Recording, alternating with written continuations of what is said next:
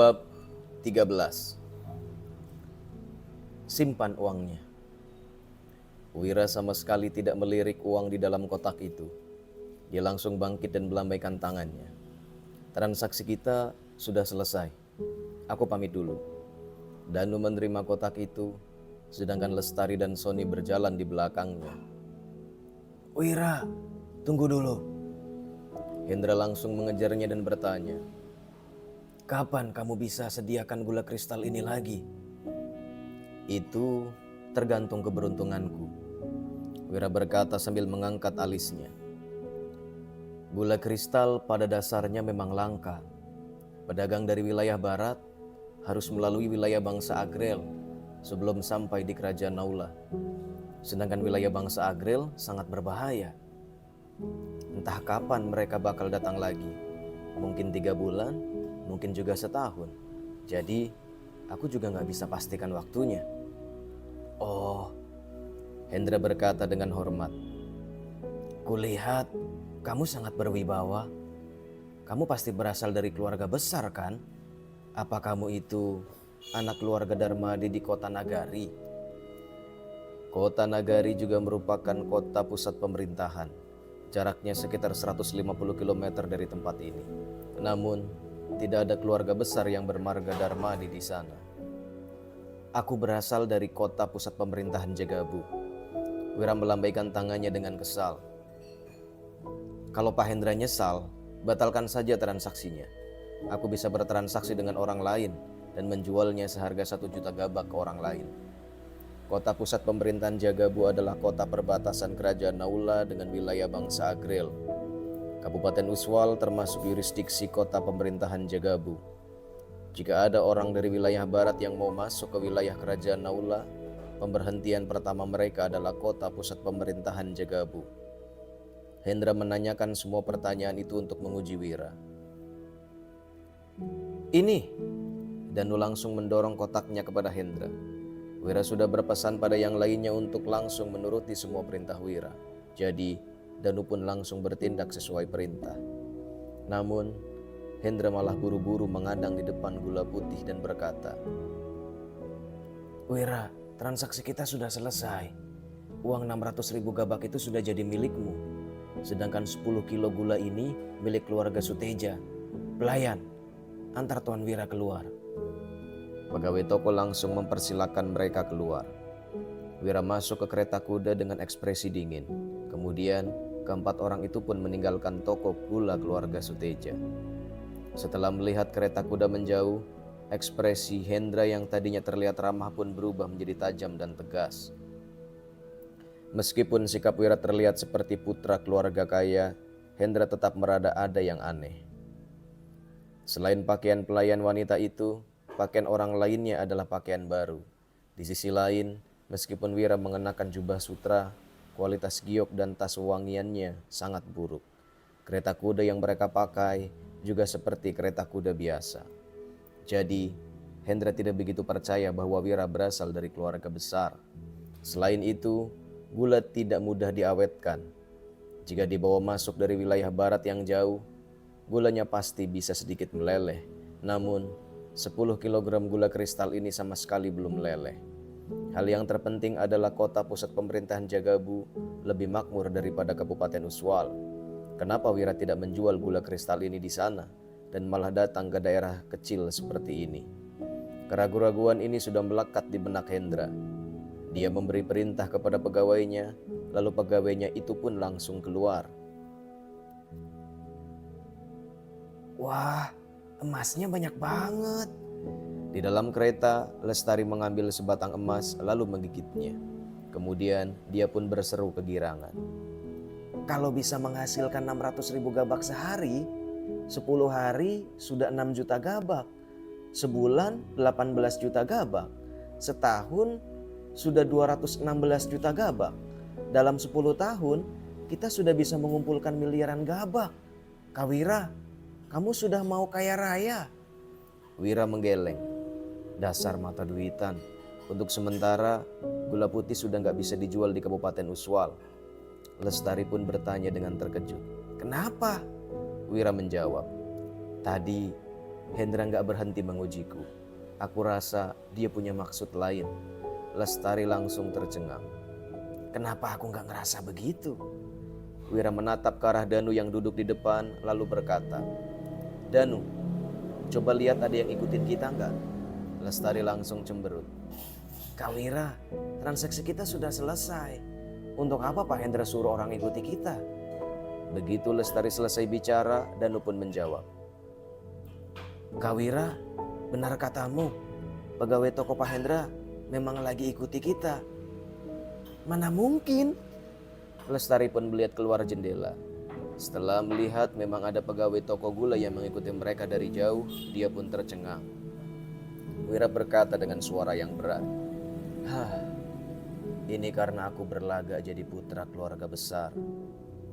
Lestari bertanya dengan bingung. Gimana kalau kamu jual gula putih dengan status penduduk desa? Wira mendengus. Mungkin mereka bakal langsung menangkapku, lalu menginterogasiku soal cara memurnikan gula putih.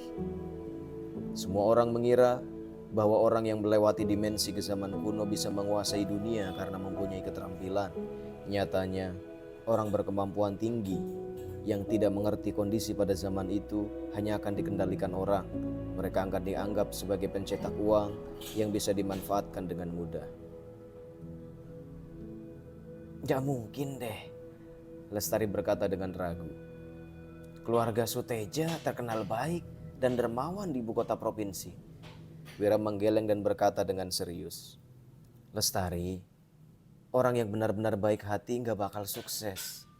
Kamu gak ngerti seberapa besar keuntungan yang bisa didapatkan dari pemurnian gula mentah menjadi gula putih. Kalau keluarga Suteja mengetahui teknik ini, mereka pasti bisa menjadi salah satu keluarga terkaya di dunia. Mana mungkin Hendra melewatkan kesempatan untuk mendapatkan keuntungan sebesar ini. Ini adalah pertama kalinya Lestari bertemu dengan masalah seperti ini. Dia pun menjadi takut dan bertanya, jadi gimana ini? Danu dan Sony juga ketakutan. Ini pertama kalinya mereka merasa dunia ini jauh lebih rumit daripada yang mereka bayangkan. Wira berpesan, kalau sudah pulang nanti, cepat habiskan semua gula putih itu. Jangan biarkan orang lain melihatnya. Akhir-akhir ini, kamu juga jangan keluar rumah dulu. Kalau mau beli sayur, suruh Paman Suryadi saja.